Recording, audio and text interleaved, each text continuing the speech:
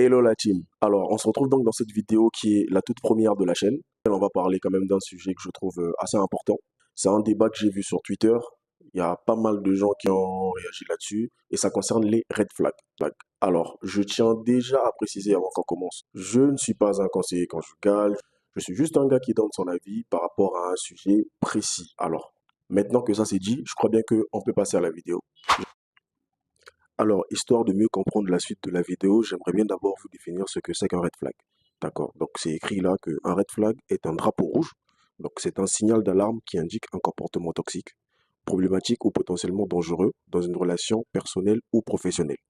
Ces signaux peuvent être de nature diverse, allant du contrôle excessif et de la manipulation à des comportements abusifs et incitent à la prudence.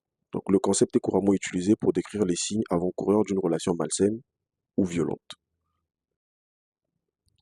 Afin que mes propos soient plus clairs dans la suite de la vidéo, il fallait d'abord une légère définition pour pouvoir vous mettre dans le contexte.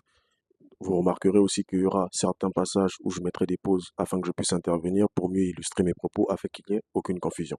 Maintenant que tout ça c'est dit, bon visionnage.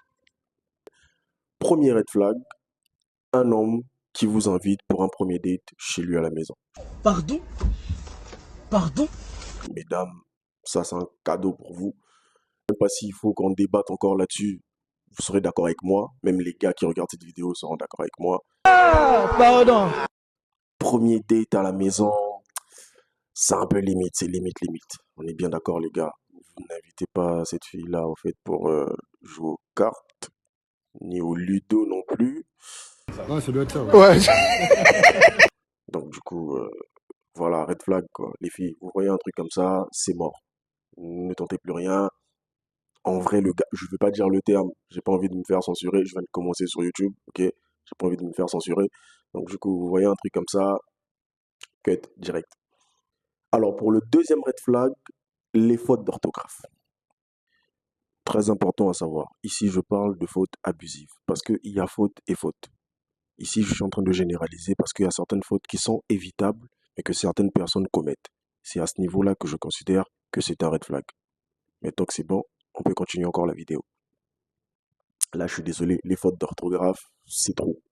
Peut-être paraître pour quelqu'un qui fait un peu les chichis, faute d'orthographe, je trouve que ça tue la magie. Vous imaginez d'un homme, par exemple, qui parle avec une femme superbe, une très belle femme, et la fille va vous écrire non, comment ça va?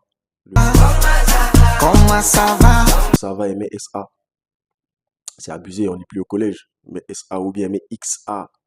Bien, elle met salut avec SLT. Mais que ce soit homme comme femme, hein, mesdames, même si vous êtes avec quelqu'un, par exemple, vous avez trouvé un gars qui est plutôt mignon, plutôt beau, vous commencez à parler et tout, et il vous sort des inepties pareilles. Faute d'orthographe, ça aussi, franchement, c'est cut. Et troisième position, les personnes qui se font passer pour des victimes. Je vais prendre un exemple.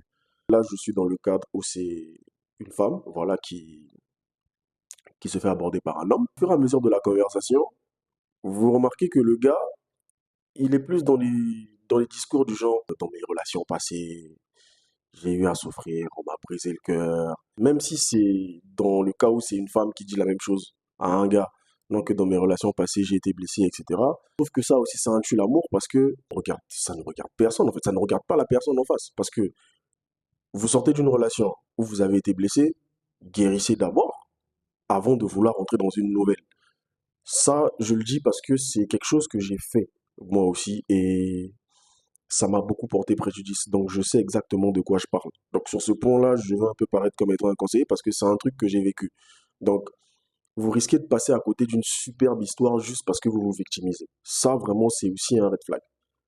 Parce que, à moins que la personne en face soit vraiment quelqu'un de très... qui a vraiment le cardio, en fait. Il va se dire que, bon, je trouve que c'est une bonne personne dans le fond. On va un peu essayer de fonctionner ensemble. Mais ça aussi, c'est une erreur parce que généralement, comme on a dit, les red flags, ce sont des choses qu'on néglige, qui finissent par rattraper ensuite. Donc, les personnes qui se victimisent trop, dans le sens où genre c'est elles qui ont été blessées, etc. Parce que le point commun entre toutes ces relations-là, bah, c'est la personne. Donc, on va pas dire qu'à chaque fois c'était de la faute des autres. Donc là aussi, il faut un peu essayer de se remettre en question et voilà, ne pas trop se victimiser. Alors, quatrième red flag, je dirais des personnes qui ont un don pour la manipulation. Trop, c'est trop. On peut pas accepter. Hein? On peut pas accepter ça. Oui, ça je le dis, les personnes qui ont un don pour la manipulation. En fait, la vie est déjà assez dure, ok? La vie est déjà assez dure comme ça pour être encore dans une histoire où on se fait manipuler. Vous êtes dans un cas de figure où, ok, par exemple, qu'il y a ce truc où c'est toujours de votre faute. Quand je dis c'est toujours de votre faute, c'est en sens où genre, la personne en face ne se remet jamais en question. Donc, elle va faire des choses quitte à vous rendre fou ou folle.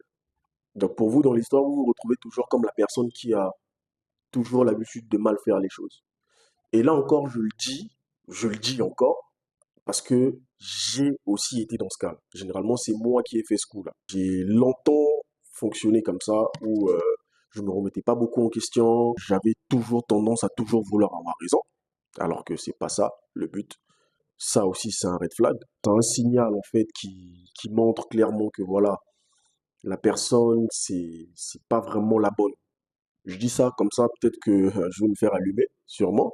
Comme ça. Lorsqu'on a vraiment besoin d'une personne, lorsqu'on est vraiment sain d'esprit et qu'on cherche à évoluer avec quelqu'un, je ne vois même pas le scénario ou la manipulation à sa place dans l'histoire. Parce qu'au final, l'idée, ce n'est pas de savoir qui gagne ou qui perd à la fin. C'est dans un cadre de personnes qui s'aiment se mettre ensemble et veulent évoluer et aller de l'avant. Ces petits jeux-là, comme ça ne fait que retarder les choses. Là encore, c'était pour le 80. En cinquième position, je dirais la jalousie compulsive. Oui, on ne voit pas de mal à être jaloux ou jalouse, parce que la jalousie, quand même, c'est un sentiment qui montre qu'on tient à quelqu'un. Mais la bonne jalousie, c'est ce qui est bien. Mais la jalousie maladive, compulsive, même comme je le dis, tu ne sors pas avec un agent du FBI, tu ne sors pas avec un agent de la NSA, ok, on est d'accord, c'est pas les services secrets. Non, non, la jalousie compulsive, il faut un peu arrêter avec ça. D'accord pour la bonne jalousie. Parce qu'aujourd'hui, si vous êtes en relation avec quelqu'un, homme ou femme, là je parle en général, là c'est pour tout le monde. Si vous êtes avec quelqu'un qui n'est pas jaloux du tout, bah, il y a un problème. Parce que je pourrais faire ce que je veux sans même que tu me lèves le petit doigt. Il faut toujours trouver l'équilibre. Quelqu'un de jaloux, mais pas de façon excessive. Parce qu'après, au final, ça saoule. Que ce soit homme ou comme femme. Nous sommes donc arrivés au terme de cette vidéo. Si tu as aimé la vidéo, like. Si tu n'as pas aimé la vidéo, like également. N'hésite pas à partager, commenter et t'abonner et aussi activer la cloche de notification pour ne rater aucune vidéo lorsque je les sors. Et donc, c'est tout pour moi. Peace.